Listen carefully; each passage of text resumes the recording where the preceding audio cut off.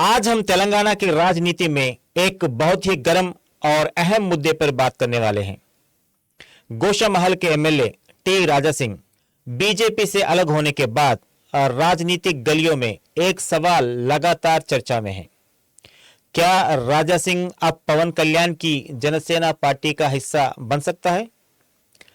अगर राजा सिंह जनसेना में शामिल होते हैं तो इसका तेलंगाना की राजनीति पर क्या असर पड़ेगा? क्या जनसेना को तेलंगाना में एक मजबूत राजनीतिक चेहरा मिलेगा?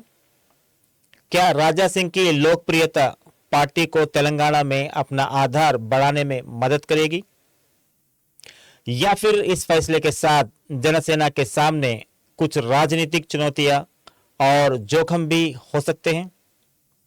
और सबसे बड़ा सवाल, क्या राजा सिंह का जनसेना में जाना सिर्फ एक पार्टी बदलने का फैसला होगा, या फिर यह तेलंगाना की राजनीति में एक नए राजनीतिक समीकरण की शुरुआत हो सकती है? इन्हीं सभी सवालों और पूरे राजनीतिक परिस्थितियों को समझने के लिए हमारे साथ स्टूडियो में मौजूद है senior journalist S A. Isaki sir. Isaki sir, candid talks में आपका बहुत बहुत स्वागत है। Thank you.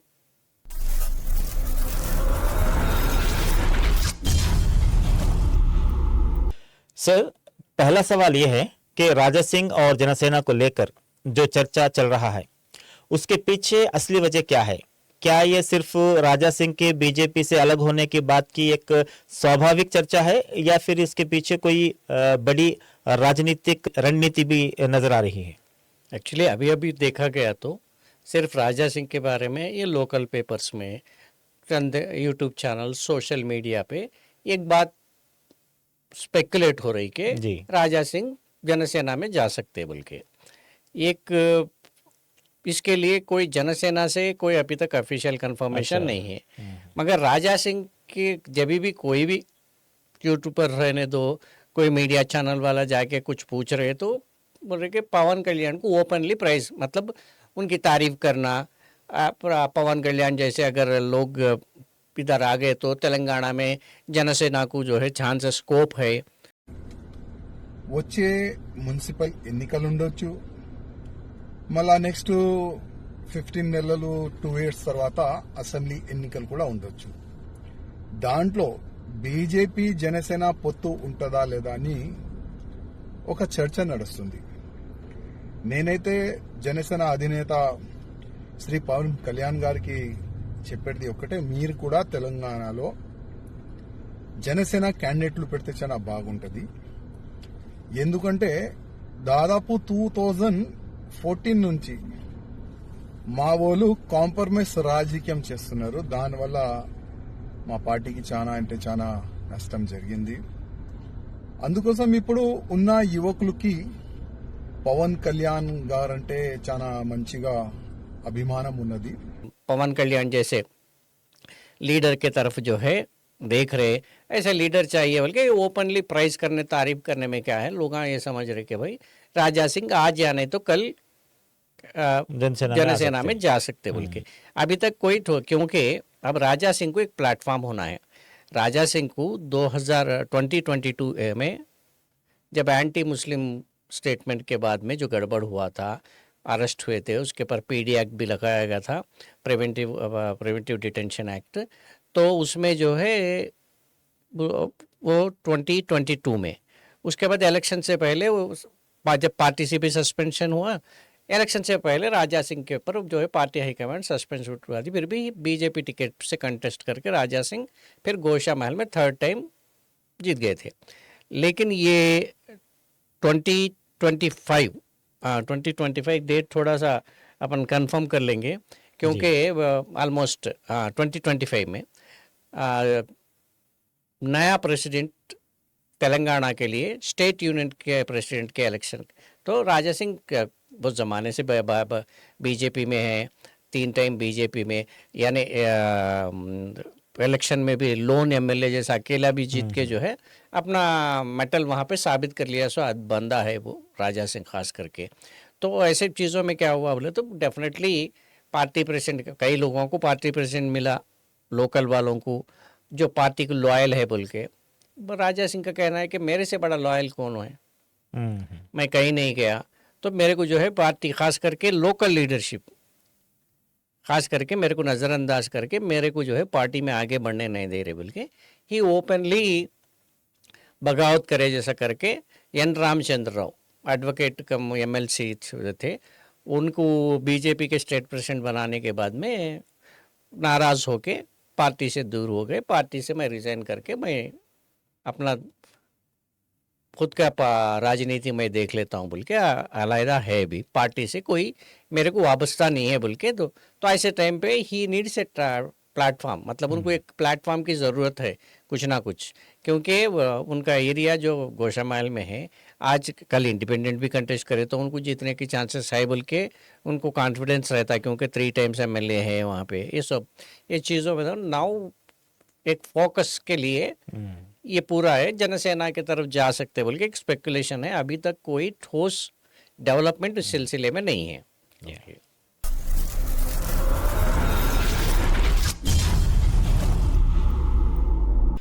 सर, अगर राजा सिंह जनसेना ज्वाइन करते हैं तो पार्टी को सबसे बड़ा इमीडिएट फायदा क्या मिल सकता है? क्या राजा सिंह के आने से जनसेना को हैदराबाद में जमीनी कैडर और वर्कर्स मिल सकते हैं उन्हें? देखो एक्चुअली जनसेना को ऑलरेडी थोड़ा बहुत तो मतलब तो बिल्कुल जनसेना को यहाँ पे वजूद ही नहीं है बोल के तो नहीं बोल सकते, क्योंकि नलगोंडा वगैरह इधर उधर भी कोई लोकल बॉडी में एक तो जीते थे। 2023 इलेक्शंस में भी जो है भारतीय जनता पार्टी के साथ में 8 या सीटों में कुछ कंटेस्ट करके 0.25% ऑफ वोट्स आए थे। तो और खास करके अब जनसेना बोले तो एज ए पार्टी नहीं, Janasena as a Pawan Kalyan leader बोले तो उनके जो फैंस वगैरह जो है ना, उनके वजह से जनसेना को कहीं भी जाओ, पवन कल्याण अगर चले गए तो कोई भी मीटिंग लगाए तो क्राउड पुलर है, लोग वहाँ आते देखते पवन कल्याण क्या बोल रहे, क्या स्टेटमेंट है, किस तरह तकरीर रहता है उनका, क्या स्टाइल है देखने के लिए, बिकॉज फिल्म स्टार भी है आते। अब राजा सिंह आने से इमीडिएटली स्टेट वाइड कोई ऐसा कोई भूचाल तो नहीं आ जाएगा। मेरा असेसमेंट क्या है, गोशामहल एक उनका कदीम एक स्ट्रांग होल्ड है, सो एरिया है, तो वहाँ पे राजा सिंह को नेचुरली थोड़ा बहुत कैडर है वहाँ पे, वो कैडर जो है जनसेना को थोड़ा फ़ायदा हो सकता। उसी तरह राजा सिंह को भी थोड़ा फैन बेस रहता ना इधर उधर मतलब स्टेट में, तो वो लोग अभी थोड़ा जो है राजा सिंह के वास्ते कर रहे हैं, थोड़ा एडिंग फैक्टर होता। मतलब अभी एक्चुअली देखा गया तो बिल्कुल बडिंग स्टेज में है जनसेना यहाँ पे, तो उसमें जो है आके आप सपोज अगर ज्वाइन हो गए तो इमीडिएटली जनसेना एमएलए बोल के क्लेम तो भी कर ले सकते नहीं, इवन बीजेपी में भी जीते गए तो भी अब ऑलरेडी मैं रिजाइन कर दिया, इंडिपेंडेंट कंटिन्यू हो रहा हूँ बोले तो भी कम से कम लोगों में ये तो आते भाई जनसेना पार्टी को रिप्रेजेंट कर रहा है, एक एमएलए है बोल के एक जहन में आने के लिए। और थोड़ा पहले से अब इमीडिएटली आने वाले इलेक्शंस कौन है, जीएचएमसी इलेक्शंस आ रहे हैं, मतलब जीएचएमसी में एक आधा कारपोरेट जीतने भी पार्टी के लिए गोशामहल कॉन्स्टिट्यूंसी एरिया में कितने कारपोरेटर सीट्स है, उसमें एक आधा या 2 कुछ तो भी जीतने में राजा सिंह का कंट्रीब्यूशन हो सकता ना, तो उसी तरह कुछ फायदा देख सकते हैं। मगर इमीडिएटली फिर अभी कोई खाली मटेरियल खाली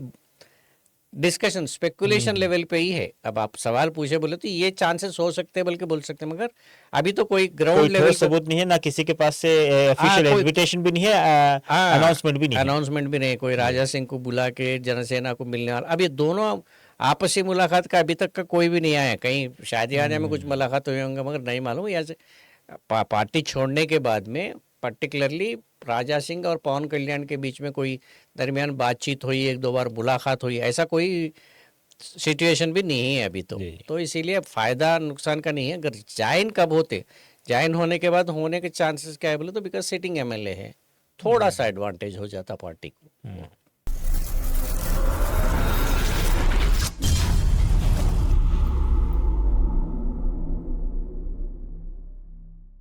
सर, पवन कल्याण आजकल सनातन धर्म और हिंदू विरासत की बात कर रहे हैं, क्या राजा सिंह की राजनीति, उनकी विचारधारा जनसेना के इस रुख से मेल खाती है?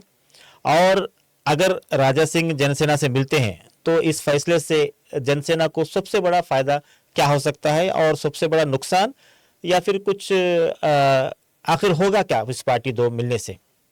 एक्चुअली आइडियोलॉजी तो अब पवन कल्याण के पूरे आइडियोलॉजीज चेंज होने के बाद चगुवेरा क्या बोलते हैं सेक्युलर वगैरह जाके अब सनातनी पे रुका हुआ है पवन कल्याण का आइडियोलॉजिकल फैक्टर में। जी तो यानी क्योंकि वो तिरुपति लड्डू के कंट्रोवर्सी के बाद में आई एम अनअपॉलोजेटिकली सनातनी हिंदू बोल के अनाउंस कर लेना, पूरा वहाँ पे वो जो है कुछ प्रक्षालना करते हुए वो सीढ़ियाँ वगैरह धोना, पानी से पूरा सफाई करना वहाँ पे जो है प्योरिटी के वास्ते, ये सब हुआ था ना। उसके बाद से अब क्या है, और बाद में हिंदुत्व आइडियोलॉजी को प्रमोट करने के वास्ते मैं एक काम कर रहा हूँ बोल के ओपनली जी एक्सपोज तो हो रहे, क्योंकि तमिलनाडु में जाके वो आरएसएस एफिलिएटेड इंस्टीट्यूशंस रहने दो, कुछ भी जो भी प्रोग्राम्स बने हैं वहाँ पे जाना और हिंदुत्व के बारे में बार बार में जो है जिक्र करना,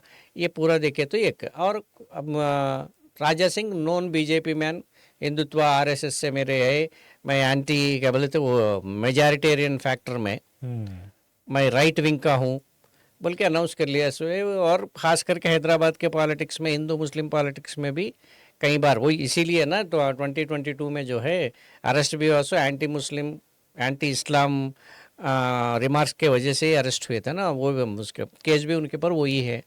तो ये चीज़ों में देखा गया तो दोनों को मतलब बीजेपी के आइडियोलॉजी के साथ अब जनसेना जुड़े हुआ है, मतलब पवन कल्याण। ओके, तो बीजेपी के आइडियोलॉजी के साथ ही राजा सिंह का ट्रैवल था, तो दोनों के में आइडियोलॉजिकल में कुछ क्लैश होने के चांसेस नहीं रहते। जी हाँ रहा सवाल अब किस तरह दोनों का तालमेल रहता। अब एक्सेप्ट पवन कल्याण इनको एक्सेप्ट करेंगे, इनको इनविटेशन देंगे नहीं, या नहीं तो राजा सिंह खुद जाके जो है ज्वाइन होने के लिए पेशकश करेंगे कि भाई मेरे को पार्टी में ले लो बोल के। ये कुछ हुआ तो अपन इन डेप्थ उसके ऊपर ये कर सकते।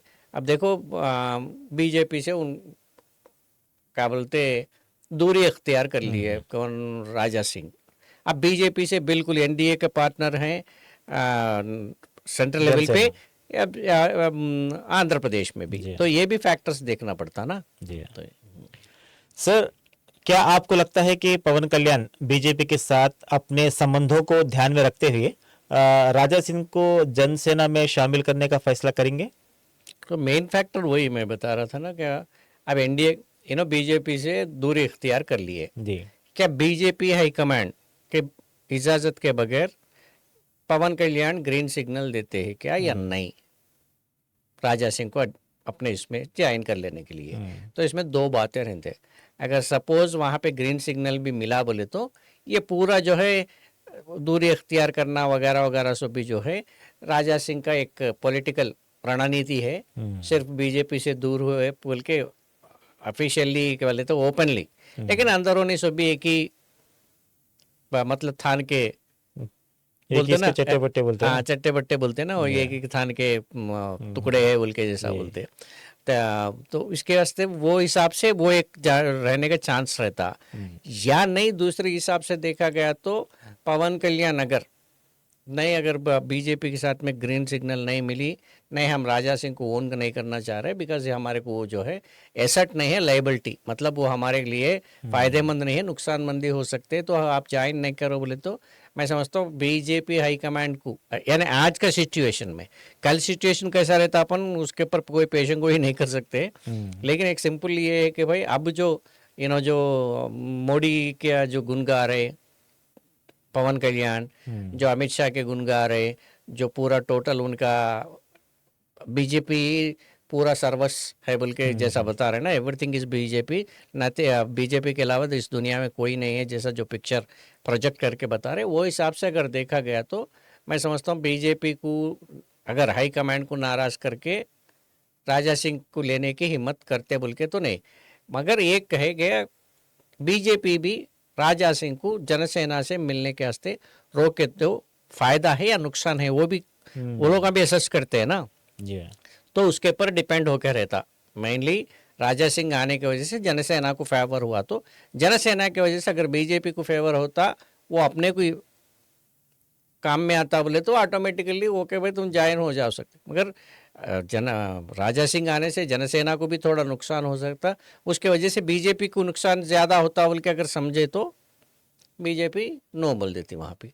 तो नो के हिसाब में नो जाके नहीं मैं इनको लेके वहाँ पे जो है फाइट करता हूँ तेलंगाना में बोल के, क्योंकि तेलंगाना में अब Jana Sena immediately next election GHMC elections में होती नहीं बोल के वो एक पॉइंट है। लेकिन क्या हुआ बोले तो जून ये साल जून में 2 तारीख को, मतलब तेलंगाना आंध्र अलहदा होके सेपरेट तेलंगाना फॉर्मेशन का डे है ना, जून 2, जी हाँ। उसी दिन यहाँ पे हैदराबाद में मीटिंग रखे कंट्रोवर्शियल स्टेटमेंट्स देना, नहीं हम लोग जो है तेलंगाना पॉलिटिक्स में एंटर होते, तेलंगाना के वास्ते जो एक्चुअली जो लोग फाइट करे उनके साथ में नाइंसाफ़ी हो रही, और वो स्टूडेंट्स के साथ में नाइंसाफ़ी हो रही, जनसेना आके उन सबको भी जो है इंसाफ दिलाएगी, हम उनके लिए भी फाइट करेंगे, तेलंगाना के हुकूक के लिए फ़ाइट करेंगे।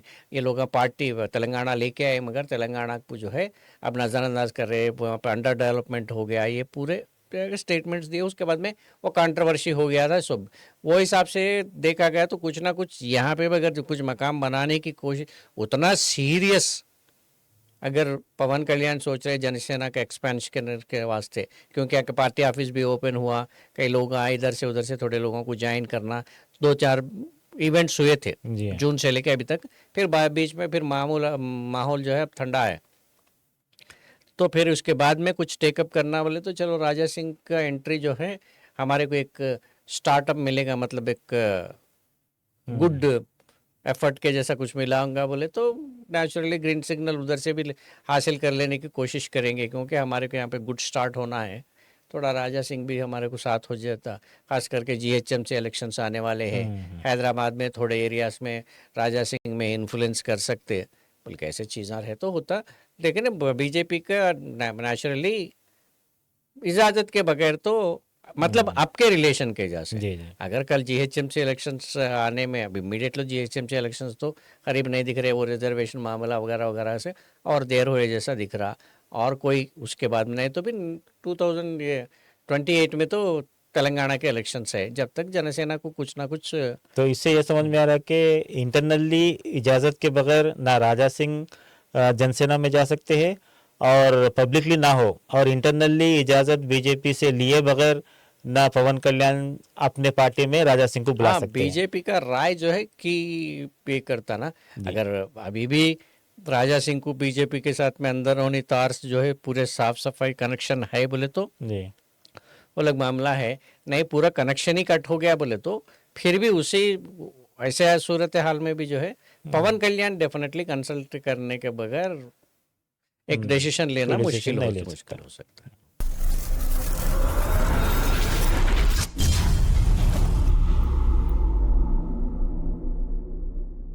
सर, आपने बहुत अहम सवालों पर रोशनी डाली और पूरे मुद्दे को समझाने में हमारी मदद की। कैंडिड टॉक्स में आने और अपना समय देने में आप फिर एक बार आपका बहुत बहुत धन्यवाद। आपका भी बहुत बहुत शुक्रिया। तो दोस्तों, आज की चर्चा से एक बात साफ है, राजा सिंह का अगला राजनीतिक कदम सिर्फ एक व्यक्ति का या पार्टी का फैसला नहीं होगा, बल्कि इसका असर तेलंगाना की राजनीति के आने वाले समीकरणों पर भी पड़ सकता है। लेकिन आपको क्या लगता है, क्या राजा सिंह को जनसेना में शामिल होना चाहिए? क्या पवन कल्याण के लिए राजा सिंह को पार्टी में लेना फायदेमंद होगा, या बीजेपी के साथ संबंधों को देखते हुए एक बड़ा राजनीतिक जोखिम हो सकता है? अपने राय कमेंट में जरूर बताएं। आपकी राय हमारे लिए बहुत महत्वपूर्ण है। अगर आपको यह चर्चा पसंद आए तो वीडियो को लाइक करें, अपने दोस्तों में शेयर करें और कैंडिड टॉक्स को सब्सक्राइब करना ना भूलें। मैं हूं आपका होस्ट अहमद। मिलते हैं अगले एपिसोड में एक नए मुद्दे और एक नए चर्चा के साथ। तब तक के लिए दीजिए इजाजत। धन्यवाद। जय हिंद।